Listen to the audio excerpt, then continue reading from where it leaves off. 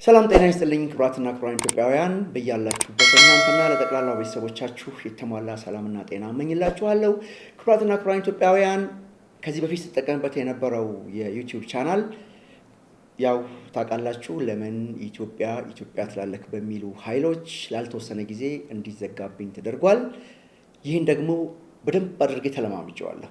ምክንያቱም ኢትዮጵያዊ ተስፋ አይቆርጥም። 4 ነጥብ። በዚህ መሰረት አዲስ ቻናል ለመክፈት እንግዲህ ተገደናል። አዲሱ ቻናላችን የኢትዮጵያ ድምጽ ይሰኛል። ኢቲ ቮይስ። ስለዚህ በመላው ዓለም የምትገኙ ኢትዮጵያውያን በዚህ በአዲሱ ቻናል የተለመደውን ስለ ሀገራችን መልካም ነገር የምናነሳበትን ስሟ እንደ ማር የሚጣፍጠንን እናት ሀገራችን ኢትዮጵያን የኢትዮጵያ ድምጽ እያልን በዚህ ቻናል እንግዲህ ስሟን ከፍ እያደረግን እናውጃለን ማለት ነው። ሁሉም ነገር በመልካም ሁኔታ ላይ ይገኛል።